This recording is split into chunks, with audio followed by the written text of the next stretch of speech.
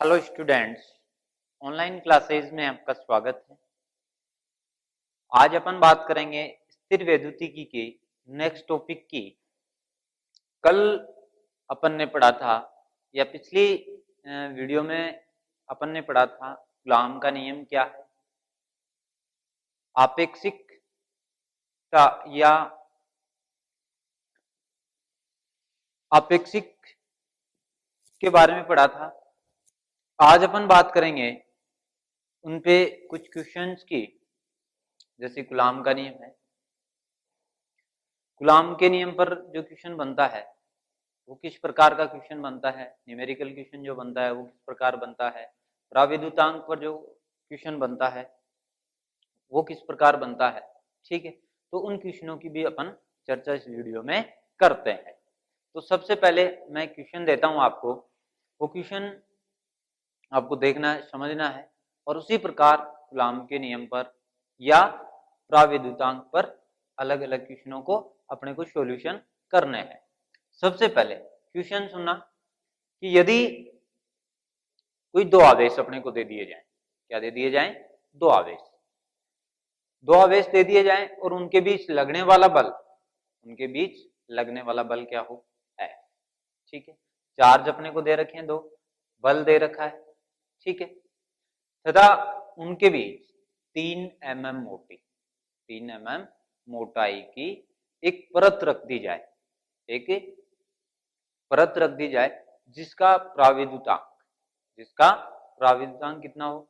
6 हो, तो नया बल क्या होगा? एक बार क्वेश्चन फिर से सुनना कि दो आवेश जिनके बीच लगने वाला बल है F, यदि उनके बीच 3 mm मोटाई की एक परत रख दी जाए, ठीक है, जिसका प्राविद्युतांक हो 6, कितना हो? 6, तब उनके बीच लगने वाला नया बल क्या होगा? तो अपन देखते हैं, अपने को चार्ज दे रखे हैं दो, कैसे भी ले लेते हैं, Q1 Q2 आवेश। ठीक है, यह आवेश अपने को दे रखा है। अब बल, लगने वाला बल है F। यदि अपने को इन दोनों आवेशों के बीच 3 mm मोटाई, जिसका प्राविद्युतांक कितना हो या K का मान गए वो हो 6, तो नया बल ज्ञात करना है, F डैश अपने को ज्ञात करना है। ठीक है, यहां अपने को बल का फॉर्मूला जानते हैं। बल क्या होगा? F equal to 1/4 pi epsilon naught Q1 Q2 divide by R square. ये बल का अपन जानते हैं। ठीक है, बल का फॉर्मूला अपन जानते हैं और यहाँ अपने को Q1 Q2 की वैल्यू भी नहीं दे रखी है, डायरेक्ट Q1 Q2 दे रखा है, R दे रखा है, R भी अपने को डिस्टेंस भी नहीं दे रखी है, और 4 पाई एप्सिलॉन नॉट।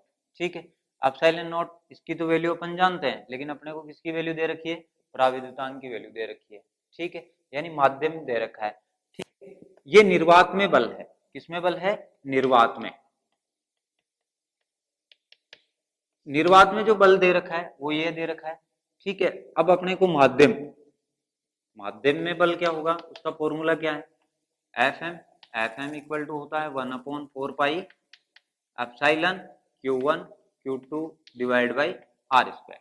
प्राविद्युतांक की डेफिनेशन से अपन ने एक नया बल निकाला था, जब दो आवेशों के बीच में क्या रख दिया जाए?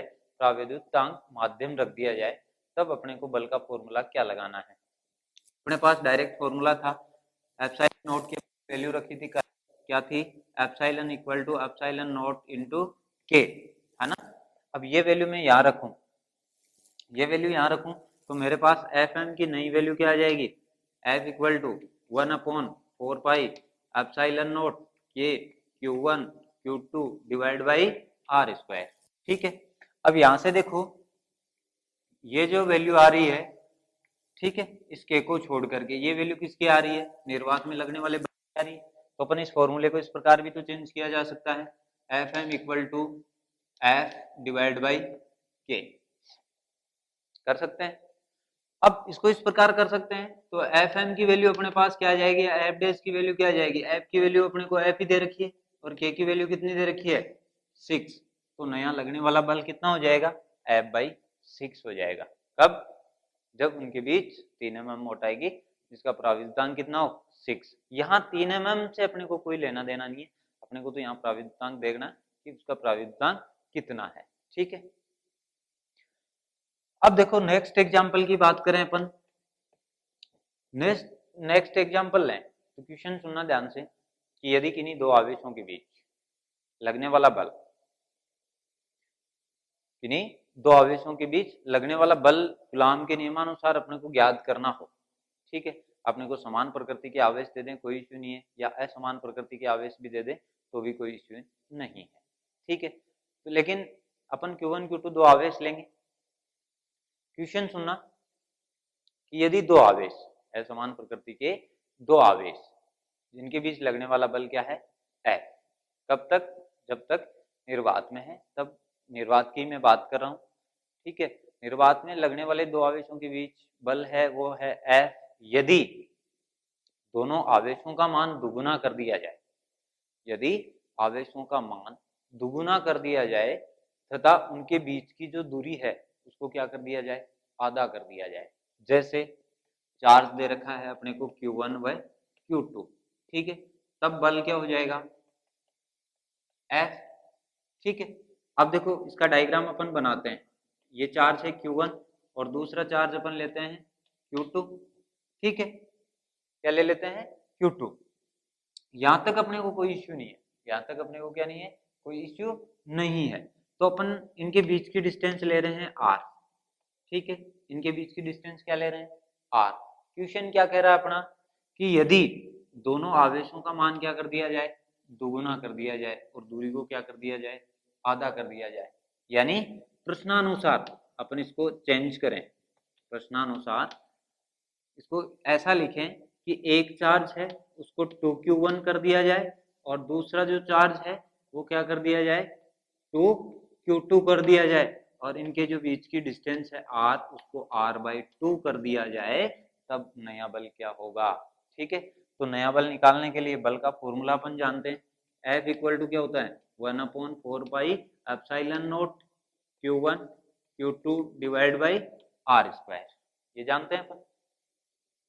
अब इसको किस प्रकार लिखा जा सकता है, प्रश्नानुसार अपने को कह रखा है आवेशों को दुगुना कर दिया जाए, आवेशों को क्या कर दिया जाए, दुगुना कर दिया जाए। ठीक है, तो नए बल में क्या परिवर्तन होगा।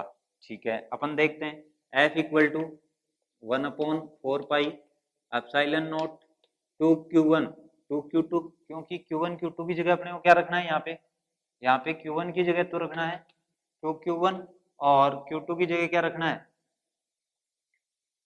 2Q2।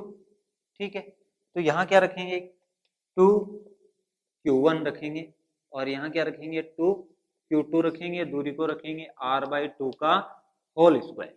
ठीक है, R/2 का होल स्क्वायर अपन करते हैं तो अपन इसको इस प्रकार भी तो लिख सकते हैं, जैसे Q1 Q2 था तो 2 × 2 तो कितना हो जाएगा, 4 हो जाएगा, और यहाँ R/2 है तो स्क्वायर करके ऊपर ले जाएं।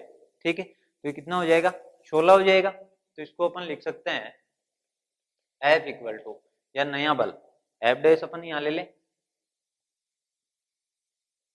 F डैश यहाँ निकालना है तो F डैश क्या हो जाएगा, 1/4πε0 16 Q1 Q2 divide by R²। क्योंकि 2 को 2 से मल्टीप्लाई करेंगे 4, और यहाँ 2 का स्क्वायर कितना हो जाएगा 4, और 4 कहाँ चला जाएगा, पर को 4 से 4 को मल्टीप्लाई करेंगे कितना आएगा, 16 आएगा ना। तो यहाँ देखो ये वैल्यू किसकी है, 16 को छोड़ करके ये वैल्यू किसकी आ रही है, F की वैल्यू आ रही है। F इक्वल टू अपन क्या जानते हैं, ठीक है, F इक्वल टू जानते हैं 1/4πε0 Q1 Q2 divide by R²। तो इसकी जगह में किसकी वैल्यू रख दूं, F dash equal to 16F, यानी जो नया बल कितना गुना हो जाएगा, 16 गुना हो जाएगा। अर्थात यदि दो स्थिर बिंदुवत आवेश हैं उनके मध्य लगने वाला बल F हो और उनकी दूरी को आधा कर दिया जाए और आवेशों का मान दुगुना कर दिया जाए तो नया बल क्या होगा, 16 गुना हो जाएगा। कितने गुना हो जाएगा, 16 गुना हो जाएगा। इस प्रकार से अपन अलग अलग वैल्यूज रख करके इनके मान कूलाम के नियमानुसार निकाल सकते हैं और एक अपन ने प्राविद्युतांक का मान भी निकाला है। तो कोई भी प्राविद्युतांक दे दे, चाहे 50 mm मोटी दे दे या 3 mm मोटी दे दे या 2 फीट मोटाई की दे दे, अपने को उससे कोई लेना देना नहीं है। ठीक है, इन क्वेश्चनों में अपने को ध्यान रखना है कि इनका प्राविद्युतांक कितना है। ठीक है, आगे अपन इस वीडियो में बात करेंगे कूलाम नियम के निरूपण की। कूलाम नियम के सदिश निरूपण के बारे में अपन चर्चा करते हैं। ठीक है, तो कूलाम नियम का सदिश निरूपण क्या है? सबसे पहले सदिश की बात करें तो लगने वाला फोर्स तो है ही, ठीक है, और साथ में ही क्या हो जाएगा, उसकी दिशा का भी बोध अपने को करवाना पड़ेगा। क्या करवाना पड़ेगा? तो यहां अपन जानते हैं कूलाम नियम का सदिश निरूपण। कूलाम नियम का सदिश निरूपण। सदिश निरूपण सबसे पहले अपन डायग्राम बनाएं कि मान लिया जाए, माना दो आवेश क्या है? Q1 व Q2, Q1 व Q2, जिनका मूल बिंदु से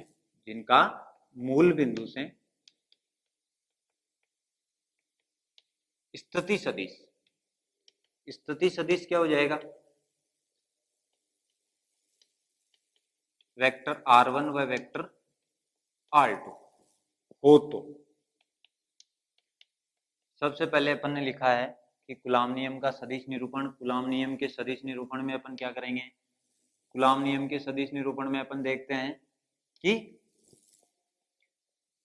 परिमाण के साथ साथ उसकी दिशा का भी बोध अपने को करवाना है, दिशा का भी अपने को बताना है। तो अपने पास दो आवेश हैं Q1 Q2। क्या है? Q1 Q2, और मूल बिंदु से उनके स्थिति सदिश यानी उनकी पोजीशन जो है वो वेक्टर R1 और वेक्टर R2 पे है। ठीक है, तो इसका अपन डायग्राम बनाए। ठीक है, तो डायग्राम कुछ इस प्रकार बनाया जा सकता है इसका। मैंने पहला चार्ज लिया है Q1। क्या लिया है? Q1 लिया है, और दूसरा चार्ज Q2। अब ये कहता है कि इनका मूल बिंदु से, इनका कहां से? मूल बिंदु है यहाँ, और मूल बिंदु से Q1 की स्थिति सदिश है वेक्टर R1, ठीक है, और Q2 का स्थिति सदिश है वेक्टर R2। ये किस डायरेक्शन में है? ये इस डायरेक्शन में है, मूल बिंदु से आवेश की ओर। ठीक है, इससे इस डायरेक्शन में, इसका इससे इस डायरेक्शन में। कहने का मतलब है कि ये वेक्टर R1 पे स्थित है और ये वेक्टर R2 पे स्थित है। ठीक है, अब देखो यहां से अपन एक चीज जानते हैं, कूलाम नियम का जो अदिश रूप था, ठीक है, कूलाम नियम का अदिश रूप क्या था? कूलाम नियम का अदिश रूप क्या था? अदिश रूप था F equal to 1/4 pi epsilon naught Q1 Q2 divide by R square. यही था, है ना। अब अपन बात करेंगे इसकी, तो अपन यूं कहें कि Q1 और Q2 से इनके विस्थापन सदिश, माना Q1 का Q2 पर बल हो जाएगा, माना Q1 का Q2 पर बल, Q1 का Q2 पर या Q1 के कारण Q2 पर बल, अपन दोनों चीज लिख सकते हैं कि Q1 के कारण Q2 पर लगा रहे हैं या Q1 का Q2 पर बल लग रहा है। ठीक है, एक ही बात है। तो Q1 Q2 पर बल लगाएगा तो इसकी डायरेक्शन क्या होगी? ये वाली डायरेक्शन हो जाएगी ना, ये वाली डायरेक्शन, इस डायरेक्शन में बल लगेगा। ठीक है, तो Q1 का Q2 पर बल हो जाएगा वेक्टर F21। 2 पे बल लग रहा है किसके कारण? 1 के कारण। ठीक है, वेक्टर F21 की 1 बल लगा रहा है Q1, वो किस पे लगा रहा है? 2 पे लगा रहा है। ठीक है, तो मैंने कहा Q1 का Q2 पर बल वेक्टर F21 तथा विस्थापन सदिश क्या हो जाएगा? विस्थापन सदिश क्या हो जाएगा इसका? विस्थापन सदिश वेक्टर R21 हो जाएगा। क्या हो जाएगा?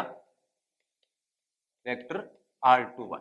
अर्थात इसका विस्थापन सदिश है अपने पास वेक्टर R21 हो तो त्रिभुज सदिश नियमानुसार, त्रिभुज सदिश नियम से,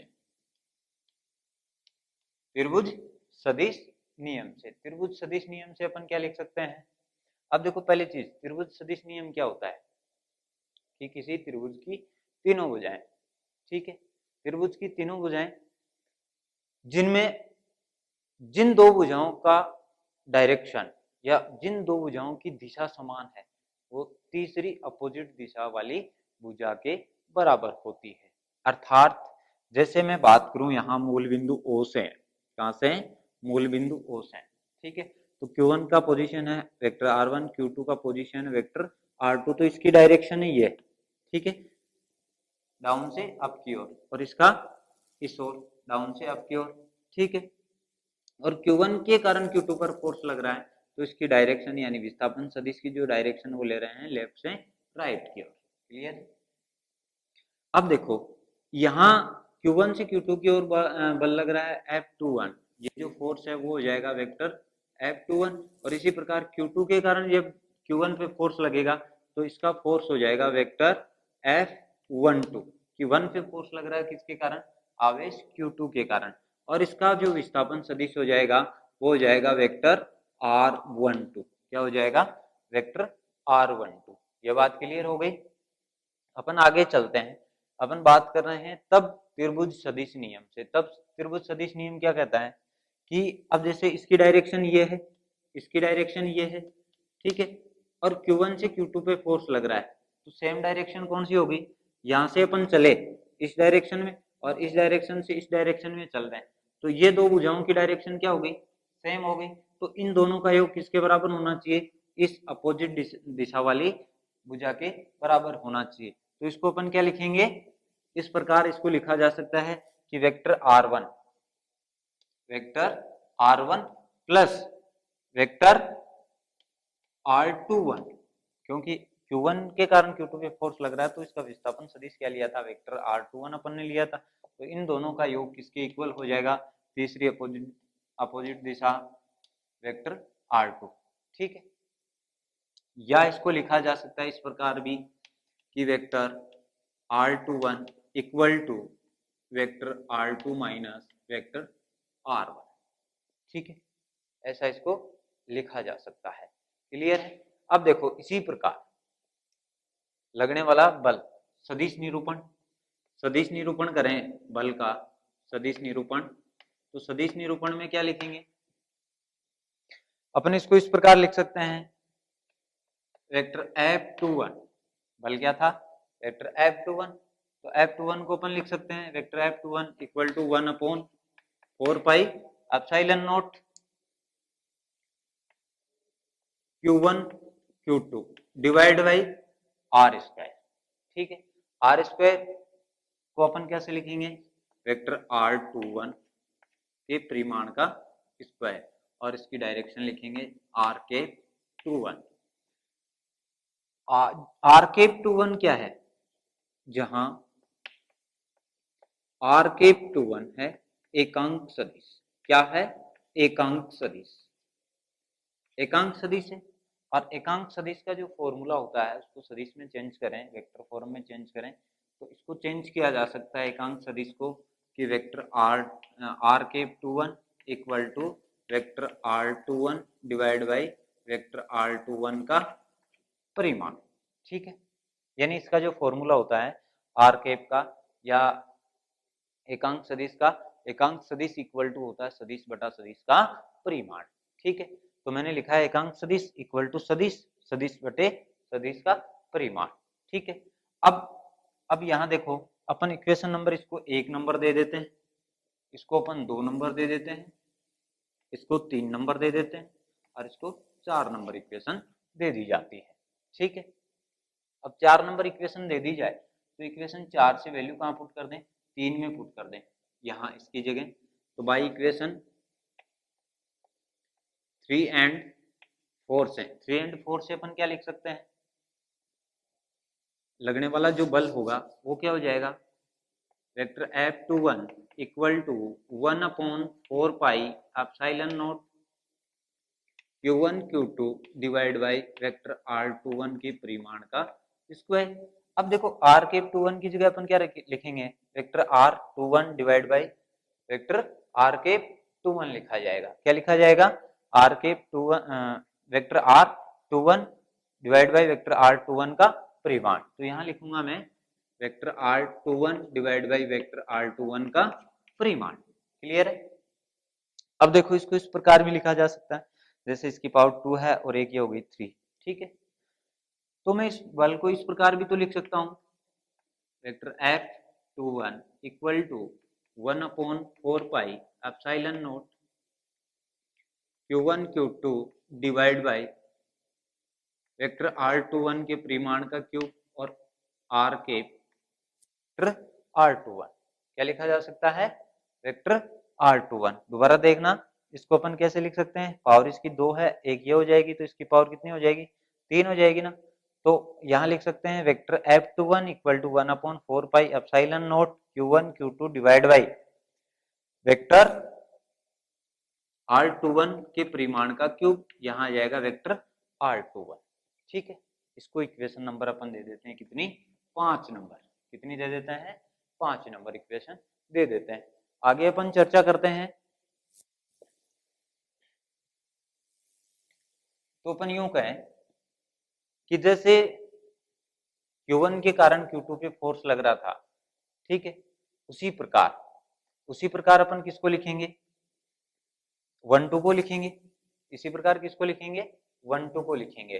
ठीक है, तो Q1 के कारण Q2 पे फोर्स लग रहा था, वो आ रहा था अपने पास vector F21 equal to 1/4 pi epsilon naught Q1 Q2 divide by vector R21 के परिमाण का क्यूब, और क्या लिखा था अपन ने, वेक्टर R21 अपन ने लिखा था। अब इसी प्रकार इसको अपन क्या लिख सकते हैं, Q2 के कारण, किसके कारण, Q2 के कारण, किसके कारण, Q2 के कारण। ठीक है, अब Q2 के कारण Q1 पर बल, Q1 पर बल, Q1 पर बल क्या हो जाएगा, Q2 के कारण Q1 पर बल जो होगा वेक्टर F12, और विस्थापन सदिश क्या था, बल वेक्टर F21, वह विस्थापन सदिश, विस्थापन सदिश क्या है, विस्थापन सदिश यहां हो जाएगा वेक्टर R12। तब बल क्या हो जाएगा, बल को अपन लिख सकते हैं vector F12 equal to 1/4 pi epsilon naught Q1 Q2 divide by vector R12 के परिमाण का क्यूब, और यहाँ हो जाएगा वेक्टर R12। ठीक है, इसको इक्वेशन नंबर दे दी जाए 6। कितनी दे दी जाए, 6 नंबर इक्वेशन दे दी जाए। ठीक है, अब देखो यहां से अपन ने एक चीज लिखी है, जो मैंने ये लिखा था ना, किसके लिए, 1-2 पर जब बल लगे, किससे, 1 से 2 पर जब बल लगे, तब अपन ने ये चीज लिखी थी। अब देखो मैं यहां से इसी चीज को आपको लिख के बताता हूं, जब किसके कारण, Q2 के कारण Q1 पर बल लगे, ठीक है, Q2 से Q1 पर, तब इसको क्या लिखेंगे, तब इसको अपन लिख सकते हैं वेक्टर R12। ठीक है, इसी चीज को अपन लिख सकते हैं R12 equal to vector R1 minus vector R2। ठीक है, क्या लिखा जा सकता है इसको, vector R1 minus vector R2, और इसको यदि इसमें चेंज किया जाए, ठीक है, अब ये मैं इसकी जगह ये वैल्यू पुट करूं, तो यहां से देखो अपन क्या लिख सकते हैं, यहां से ये भी तो लिखा जा सकता है ना कि vector R12 equal to minus vector R2 minus vector R1, है ना। तो R12 इक्वल टू, इसकी जगह क्या लिख सकता हूं, vector R12 equal to minus vector R21 लिखा जा सकता है। क्या लिखा जा सकता है, 21 लिखा जा सकता है, कोई इश्यू। तो यहां देखो इसकी वैल्यू पुट करता हूं, इसकी वैल्यू पुट करूंगा तो यहाँ नेगेटिव चिन्ह आ जाएगा। नेगेटिव चिन्ह ये क्या रिप्रेजेंट करेगा, F12 equal to 1/4 pi epsilon naught Q1 Q2 divide by vector R r21 के परिमाण का क्यूब और माइनस वेक्टर r21, ठीक है। अब देखो ये वैल्यू किसकी है, ये वैल्यू आ रही थी अपने पास 21 की, वेक्टर किसकी आ रही थी, 21 की आ रही थी। तो मैं इसी चीज को क्या लिख सकता हूं यहां से कि vector f12 equal to minus vector f21, ठीक है। क्या लिख सकता हूं, vector f12 equal to minus vector f21। अब यहां देखो ये माइनस चिन्ह अपने को क्या रिप्रेजेंट कर रहा है कि जो अपन ने चार्ज लिए थे दोनों Q1 और Q2, उनके बीच लगने वाला जो बल है वो परिमाण में तो समान है, परिमाण में तो समान है, लेकिन इसकी दिशा क्या हो जाएगी, इक्वेशन नंबर इसको 7 दे दिया जाए, ठीक है। तो अपन कह सकते हैं समीकरण 7 से ये स्पष्ट है कि दोनों आवेशों के बीच लगने वाला जो बल है वो परिमाण में तो समान है, इसमें परिमाण में तो समान है, लेकिन इसकी दिशा क्या है, परस्पर अपोजिट है। क्या है, अपोजिट है। एक बार फिर से आप देख सकते हो कि मैंने सबसे पहले इसका सदिश निरूपण करने के लिए दो आवेश लिए, दोनों आवेश Q1 Q2 जिनका मूल बिंदु से स्थिति सदिश क्रमशः वेक्टर R1 और वेक्टर R2 था। क्या था, वेक्टर R1 और वेक्टर R2। और यहाँ Q1 के कारण जब फोर्स लगे Q2 पर, तब इसका विस्थापन सदिश क्या था, वेक्टर R21 था। कब, जब फोर्स लगे Q1 के कारण Q2 पर, और इसके कारण लगने वाला जो बल था वो था वेक्टर F21, ठीक है। जब बल कौन लगाए, Q1 किस पे लगाए, Q2 पे, ठीक है। और बल लगाए कौन, Q2 किस पे, Q1 पर। दोबारा देखना, मैं इसकी बात कर रहा हूं कि Q2 का बल लग रहा हो किस पे, Q1 पे, ठीक है। तो विस्थापन सदिश क्या हो जाएगा, वेक्टर R12, और बल हो जाएगा वेक्टर F12, ठीक है। यही चीज मैंने आपको बताई है कि लगने वाला जो बल है, लगने वाला जो बल है वो क्या हो जाएगा, परिमाण में तो समान होगा, लेकिन इसकी दिशा क्या होगी, अपोजिट होगी, इसकी दिशा क्या होगी, अपोजिट होगी, ठीक है। इस वीडियो में इतना ही, आगे नेक्स्ट अपन नेक्स्ट क्लास में पढ़ेंगे। तब तक के लिए थैंक यू।